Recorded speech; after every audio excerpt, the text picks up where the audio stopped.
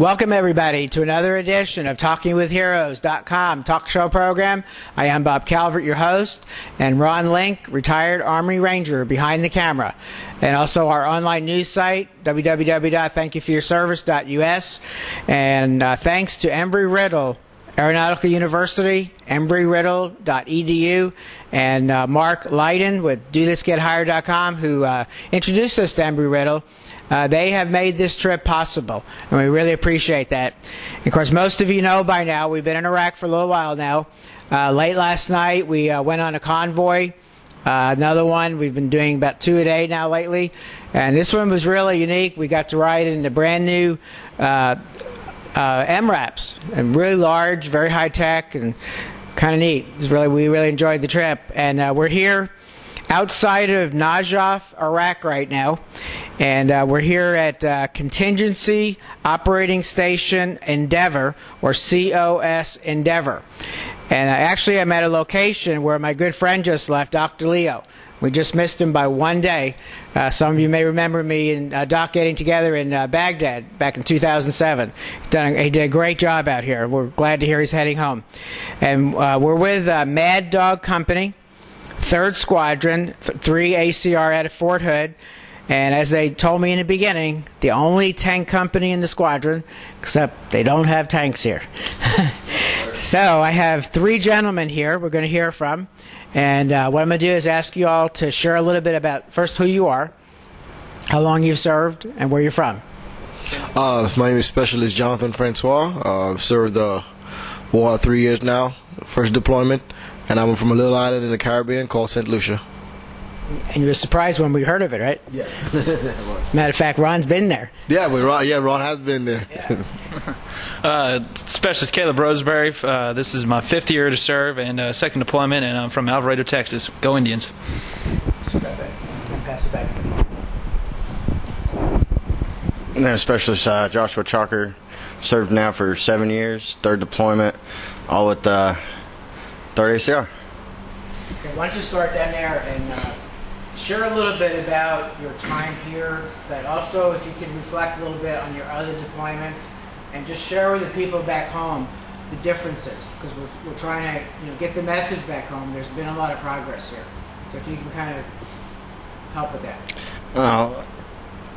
This is my 3rd deployment. The main difference I've realized from my 1st and 2nd deployment, I've really noticed it, is my 1st deployment was in 05 to 06.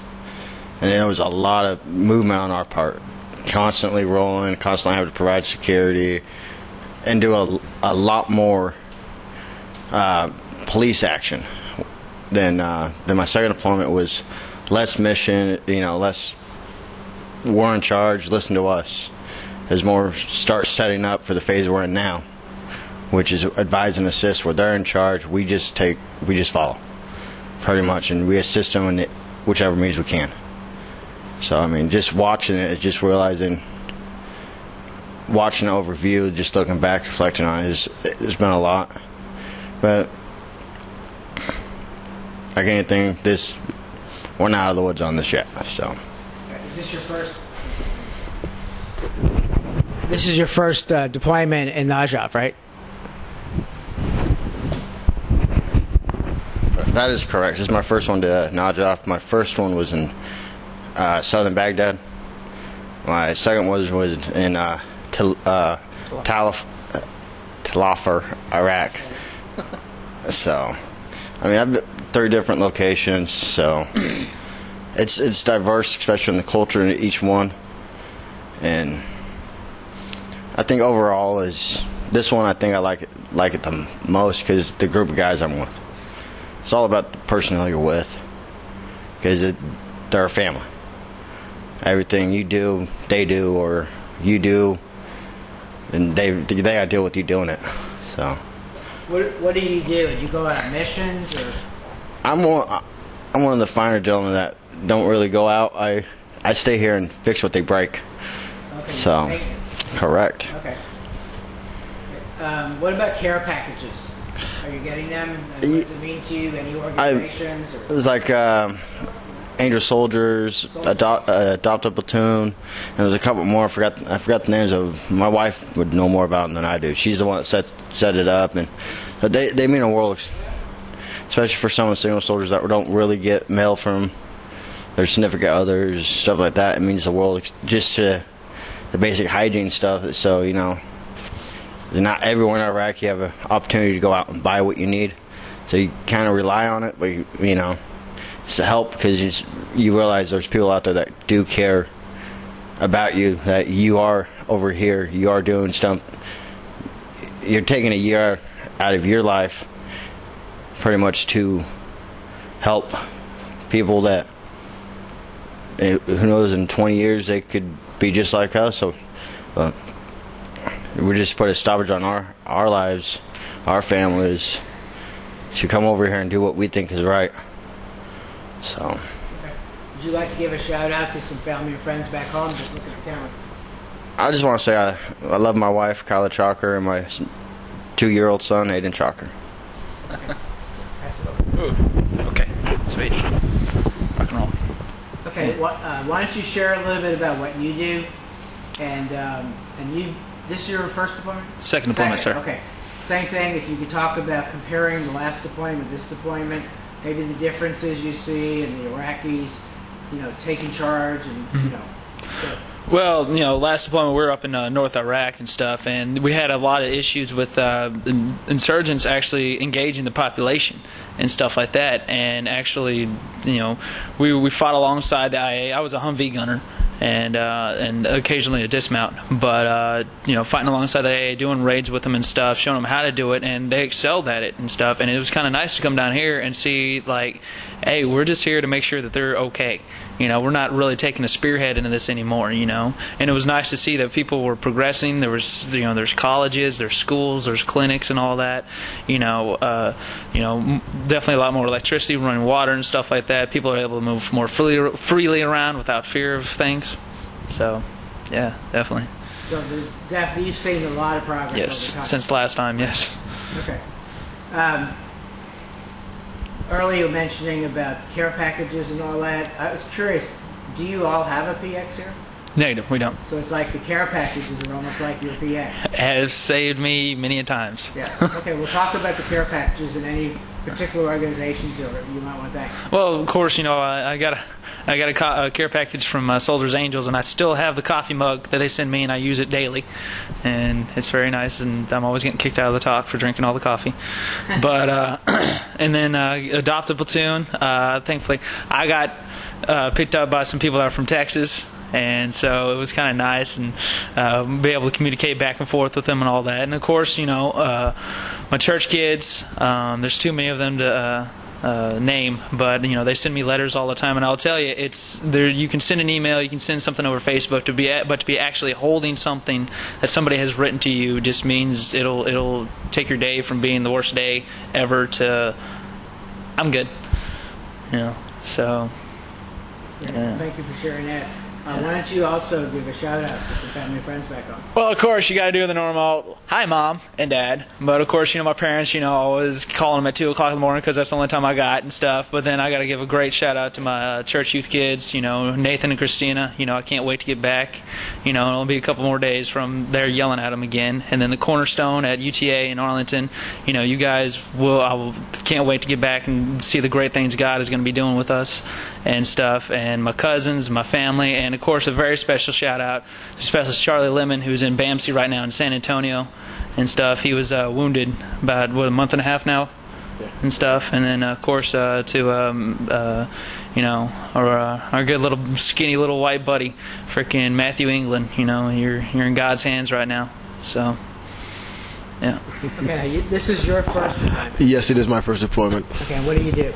I'm a mechanic, also a record driver, also a driver for the Caymans, and a gunner out here in Najaf.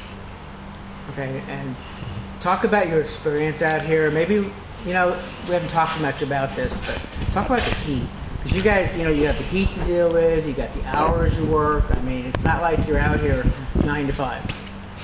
We don't have a 9 to 5. We have more of wake up in the morning and let's see how the day will go, how many hours we have to work. We sometimes we make maintenance guys. We wake up most days at 4 or 5 in the morning and don't go back, to our little chews till day 6 that night sometimes. All depends on what's going on, the missions, how many guys are out, and what's got broken, which we have to fix and make sure the guys are always running. The vehicle's always good for them, so when they go out there to do their job, that they're safe.